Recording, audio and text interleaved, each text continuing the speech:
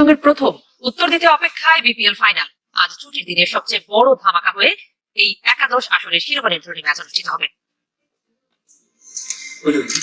আলোচনা সমালোচনার মাঝে হঠাৎ ফটো সেশনের সিদ্ধান্ত। অধিনায়ক নিজেও জানতেন না সোথায় ট্রফি হাতে দাঁড়াতে হবে। তারপরও ভাষ্যোজ্জ্বল তামিম ইকবাল ও মোহাম্মদ মিঠুন। দ্বিতীয় শিরোপা জয়ের স্বপ্ন ফরচুন বরিশালের, আর চট্টগ্রামের হাতছানি প্রথমের। ধারাবাহিক ক্রিকেট খেলে বরিশাল পেয়েছে ফাইনালের টিকিট। চট্টগ্রামের লোকাল বয় তামিম, অথচ তার নেতৃত্ব গুণে ব্যাক টু ব্যাক শ্রেষ্ঠত্ব অর্জনের আশায় বরিশাল সমর্থকরা। যেরকম সাপোর্ট যেরকম this is how it should. আমি ব্যাটিং এ নামলে হয়তো আমার জন্য একটু চেঞ্জ করতে পারে।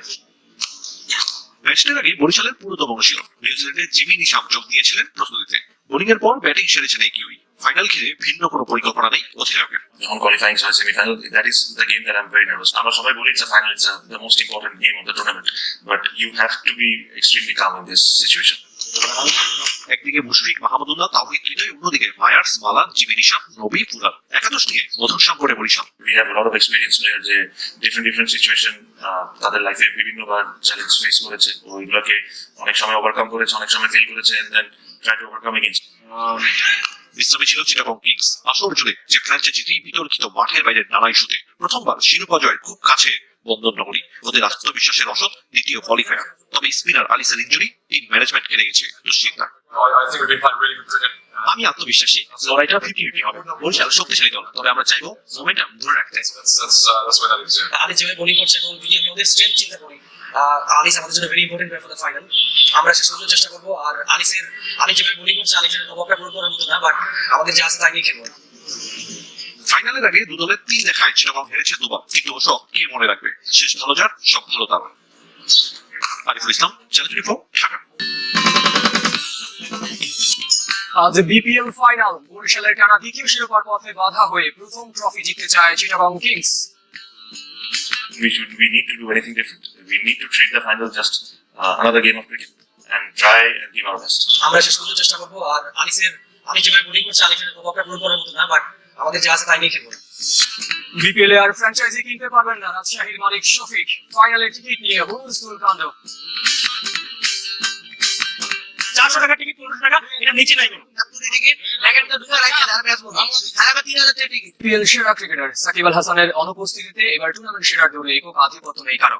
সুযোগ থাকছে একাধিক ক্রিকেটারের, যেখানে 2 ফাইনালিস্ট বরিশাল চিটাগংয়ের ক্রিকেটার ছাড়াও নিয়মিত পারফর্ম করা খুলনা, রাজশাহীর মেহেদী, নাইম, তাসকিনরাও কোনো অংশে পিছিয়ে নেই। খুলনা টাইগার্স ফাইনাল খেলে মেহেদী হাসান মিরাজের টুর্নামেন্ট সেরার পুরস্কার প্রায় অবধারিত ছিল।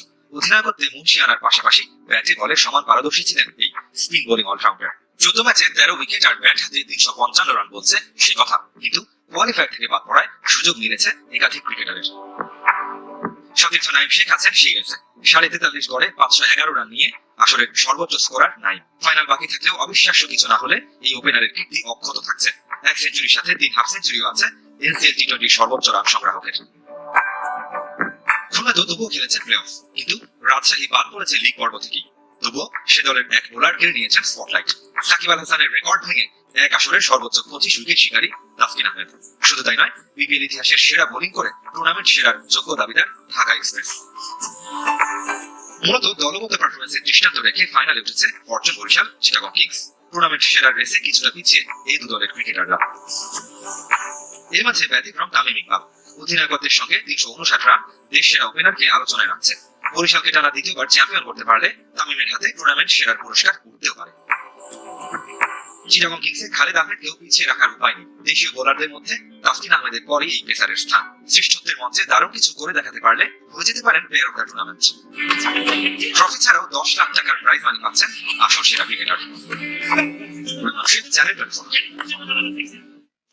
এদিকে টুর্নামেন্টের প্রাইজ মানি আনুষ্ঠানিকভাবে ঘোষণা করেছে বিসিবি। চ্যাম্পিয়ন দল পাবে 2.5 কোটি টাকা, রানার্স আপ দল পাবে 1.5 কোটি।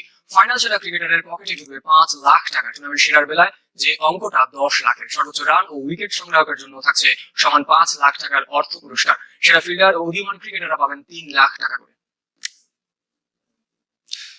বিপিএল এর ফাইনালের আগের দিনেও টিকিট নিয়ে অনিয়ম হয়েছে। মিরপুর সুইমিং কমপ্লেক্স ও সিটি ক্লাব মাঠে দুপুর থেকে টিকিট বিক্রি শুরু হয়, তবে ঘন্টা খানেক পরে কাউন্টার বন্ধ করে দেওয়া হয়। দীর্ঘ সময় লাইনে দাঁড়িয়েও সিংহভাগ মানুষ টিকিট পাননি। কালোবাজারে 3 থেকে 4 গুণ দামে বিক্রি হচ্ছে ফাইনালের টিকিট, তাতে ক্ষুব্ধ সাধারণ দর্শক। টিকিট কাউন্টার সহ হোম অফ ক্রিকেটে নিরাপত্তার দায়িত্ব পালন করছে পুলিশ ও সেনাবাহিনী। আজ সকাল 9টা থেকে এই 2 কাউন্টার থেকে আবারও বিক্রি হয় ফাইনালের টিকিট। কয়েক ঘন্টার মধ্যে বিসিবি থেকে জানানো হয় সব টিকিট বিক্রি শেষ। আমাদেরকে বলেছে আপনারা কালকে সকাল 9টায় আসেন। আমরা সকাল 9টায় আসলে আপনারা বলবেন যে আপনারা পরে আসেন, আমাদের কাছে টিকিট নেই, তখন আমরা কই যাবো? 400 টাকা টিকিট, 1500 টাকা, এটা নিচে নাই কোনো টিকিট ব্যাগের ভিতরে ঢুকে রাখেন আর ব্যাস বলো 3000 টাকা টিকিট। বিপিএল এর আরো খবর জানাতে এই মুহূর্তে মিরপুর থেকে যোগ দিচ্ছেন সহকর্মী আরিফুল ইসলাম। আরিফ, পুরো বিপিএল এই টিকিট নিয়ে আমরা দেখেছি হুলস্থুল কাণ্ড, সেটা গতকাল ফাইনালকে সামনে রেখে শুরু হয়েছিল। আজকে আমরা যেটা জানতে পেরেছিলাম যে কিছুটা অনিয়ম হয়েছে অথবা অসন্তুষ্টি কাজ করছে দর্শকের। আপনি কেমনটা দেখছেন টিকিট বুথ আর সামগ্রিক পরিবেশ কেমন দেখছেন ফাইনালকে ঘিরে?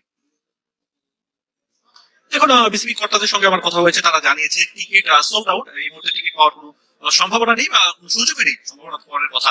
সেই যাই হোক, আজকে সকালে এই টিকিট নিয়ে আগুন দেওয়ার মতো ঘটনা আমরা শুনেছি এবং একই সঙ্গে অনেকেই ভোর থেকে কিংবা মধ্যরাত থেকে অপেক্ষা করছিল এখানে এসে বিপিএল এর টিকিটের জন্য, তারা টিকিটটা পায়নি এবং বিসিবি সকালে ঘোষণা দিয়েছে, একটা বিবৃতি তারা দিয়েছে যে টিকিট পাওয়া যাবে না এবং ওখানে দাঁড়িয়ে লাভ নেই।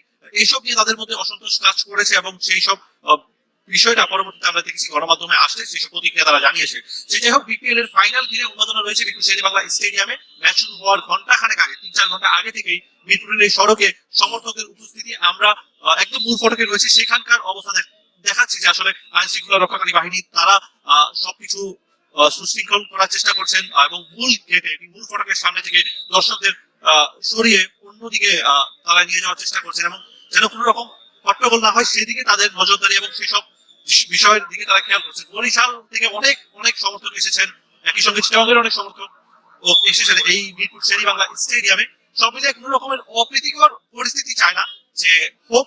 বিপিএল ঘিরে এবারে অনেক সমালোচনা আছে, 40 দিনের শেষ দিন আজ, শেষটা ভালো করতে চায়, নানা রকমের বিতর্ক আছে, ওসব নিয়ে ভালো ফাইনাল হোক সে প্রত্যাশা সমর্থকদের তো বটেই, বোর্ড চ্যালেঞ্জ হিসেবে নিচ্ছে। অসংখ্য ধন্যবাদ আরিফুল। আমাদের সবার প্রত্যাশা কখনো কোনো ফ্র্যাঞ্চাইজি নিতে পারবেন না দুর্বার রাজশাহীর মালিক শফিকুর রহমান। পরবর্তী আসর থেকে প্রতিটি দলকে সবগুলো আর্থিক শর্ত পূরণ করতে হবে বলে হুঁশিয়ারি দিয়েছেন বিসিবি পরিচালক নাজমুল আবেদিন ফাহিম। এদিকে চ্যাম্পিয়ন্স ট্রফির প্রস্তুতি হিসেবে 17 ফেব্রুয়ারি পাকিস্তান এই দলের বিপক্ষে খেলবে বাংলাদেশ।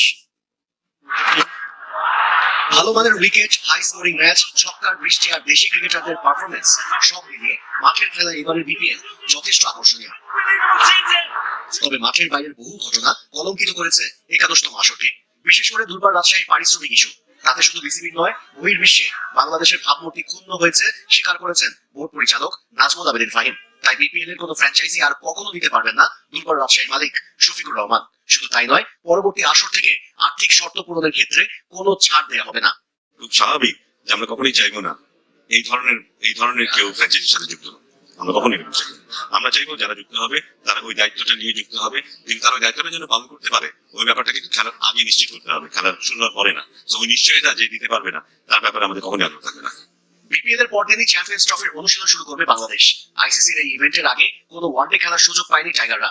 সেই ঘাটতি মেটাতে 17 ফেব্রুয়ারি দুবাইয়ে পাকিস্তান এই দলের বিপক্ষে একটি প্রস্তুতি ম্যাচ খেলবে বাংলাদেশ।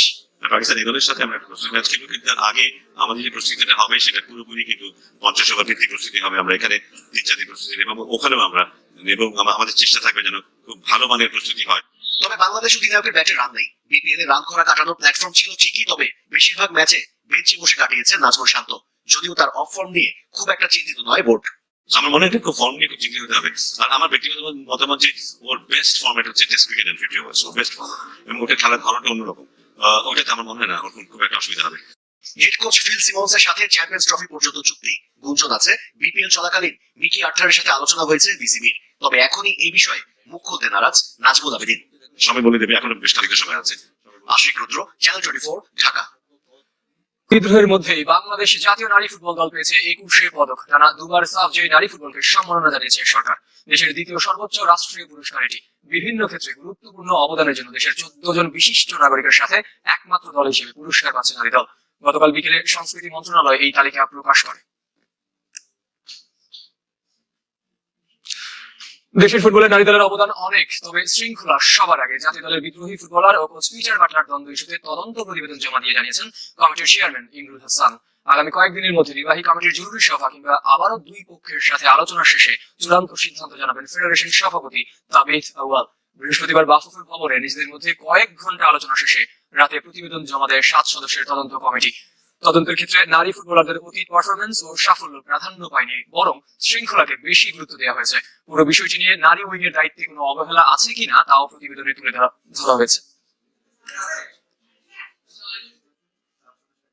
নারী ফুটবল দল কিন্তু আমাদেরকে অনেক সাফল্য এনে দিয়েছে, তো সেটা কিন্তু অস্বীকার করার কোনো সুযোগই নেই। তো আমরা নারী ফুটবল দলের প্রতি কৃতজ্ঞ, এবং সবচেয়ে বড় জিনিস যেটা হচ্ছে সেটা হচ্ছে ডিসিপ্লিন। সেখানে সাফল্য কিংবা ব্যর্থতা কোনো মূল প্রভাব হিসেবে কাজ করবে বলে আমার অন্তত মনে হয়।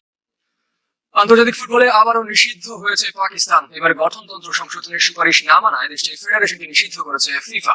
এ নিয়ে গেল 8 বছরে তৃতীয়বারের মতো নিষেধাজ্ঞার মুখে পড়েছে দক্ষিণ এশিয়ার দেশটি। বৃহস্পতিবার বিবৃতিতে ফিফা জানিয়েছে, সুষ্ঠু ও গণতান্ত্রিক নির্বাচন নিশ্চিত করতে পাকিস্তান ফুটবল ফেডারেশনের গঠনতন্ত্রে কিছু সংশোধনের সুপারিশ করা হলেও তা প্রত্যাখ্যান করে পিএফএফ কংগ্রেস, যে কারণে তাৎক্ষণিকভাবে তাদের উপর নিষেধাজ্ঞা আরোপ করেছে ফিফা। যদি তাদের প্রস্তাবিত সুপারিশ মেনে নেওয়া হয় তবে এই নিষেধাজ্ঞা প্রত্যাহার করা হবে। এর আগে পাকিস্তানের কোনো দল আন্তর্জাতিক ফুটবলে কোনো ম্যাচ খেলতে পারবে না, মিলবে না ফিফা ও এফসির কোনো সহায়তাও।